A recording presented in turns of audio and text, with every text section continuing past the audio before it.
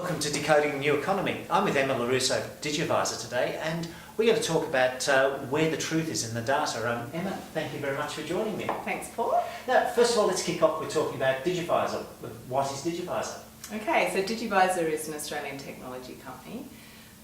We look to the social platforms to be able to look at the available data that's there, and we pull that back and profile the people who are talking on social and help organisations access that by mapping their customer database and knowing which customers are saying something that might be important to them.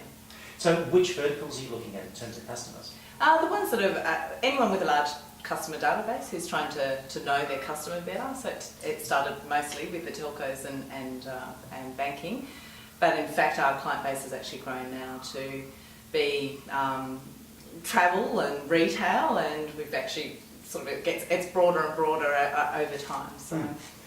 Now, one of the things that really fascinated me when we first spoke was you said the truth is in the data. What did you mean by that?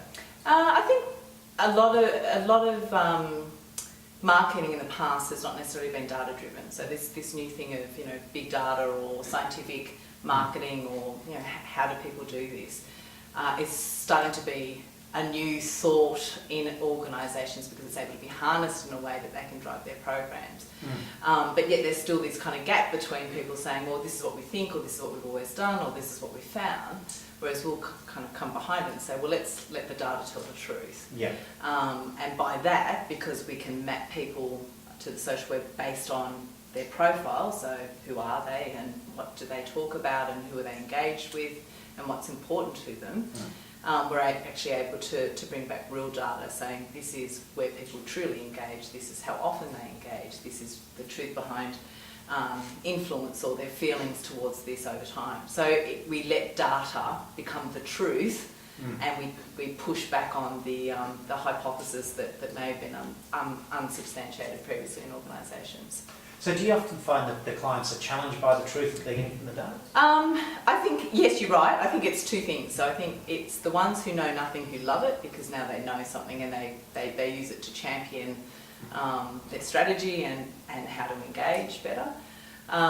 So they're the champions, but then we've got to be careful that they don't become fixed on it either because data change, people change.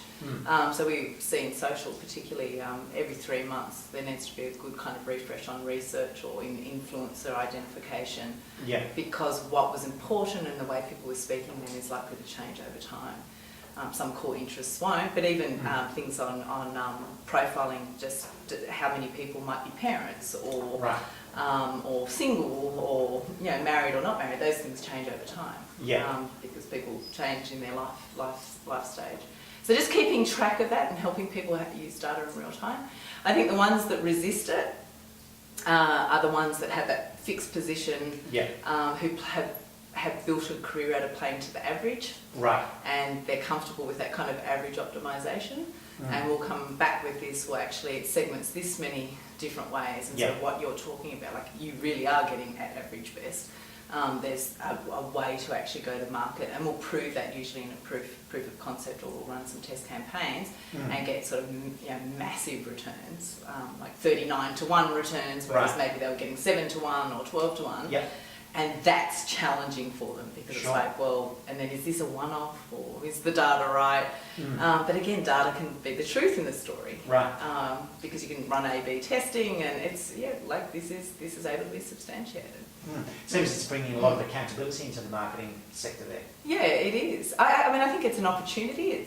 It's accountability, but I think it's more,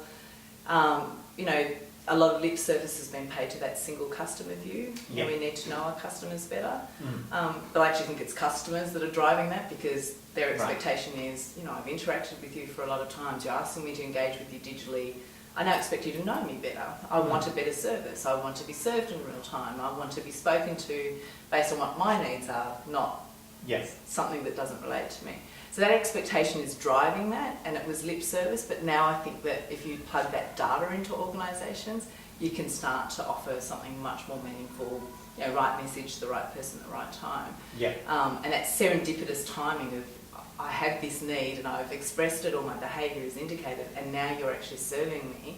I'm actually happier with with what's going on because I feel like I'm being heard, I feel like I'm being known, Yeah. I feel like I'm getting something that actually I would respond to. And that's the beauty in the data, I think. Right. Now, you've got an interesting background yourself, that you've gone from a corporate background into a tech startup background, and that strikes me as a really big change. How have you found that change? It's been challenging. Yeah. I think I've loved the pointiness of if in working corporate, you believe you're a good strategist or you may have had success, but you also were surrounded by lots of talented people and big teams that are also doing their bit. So for me, this was about seeing an opportunity, but then going, am I prepared to back myself? Right. And chose to sort of put everything on the line to be able to do that. And it has been incredibly exciting and exhilarating and rewarding, but it also has been extremely challenging because you don't have the resources of a large organisation. You certainly don't have the cash behind you that you may have. So say previously in corporate, you come up with a great idea, you present a strategy, you can have, you can allow data to support that, everything can be there. Yeah. And then you get the funding to be able to put that to play. Whereas when you're in startup, you're either creating that revenue yourself, so it happens over time, or you go through the, how do you attract the right sort of investment? And I think that's tough in Australia. So I think I thought that would be easier too. Right. Well, that's interesting. So what sort of barriers did you hit with the raising capital there? So I think, we didn't go early. So because we had a B2B proposition, we wanted to make sure we focused on the product and we were going to get that right. And we didn't want to be messaging a market, we're new, we don't have the technology, it's more an idea, we had to build it, which is how we might have got access to some early seed capital. Yeah. So we chose not to do that, and because we were able to attract clients pretty quickly, we used the revenue and the directors' funds to be able to sort of get going. So then when you start to look at, okay, we've now got this great sort of client list and we've got this, subscription revenue, we've got this great story, but the amount that we would want to fund the next stage of growth is now grown. Then in Australia, those funds of that size are limited, and then the expectation for the amount of equity is not necessarily in alignment, because there's a lot of hard work and a lot of future that you can do on your own. So how much do you want to give up? And I think then there really is a lack of risk appetite. So the belief that everything has to be a fast return, whereas I think an Australian technology company in the global digital economy, the opportunities are far greater than anything that you're looking in the sums of money that's available to you. And you should be building towards that. So I think there's that sort of dichotomy in the, yes, there's a supportive culture, but we're not really prepared to put in the amount of money that's required. So it means companies like ours, generally have to go overseas to get that money. And I think it's a shame. So I'm still holding on the, let Australian IP stay here and grow it here, keep it here. So with your markets, are you looking overseas for the markets as well?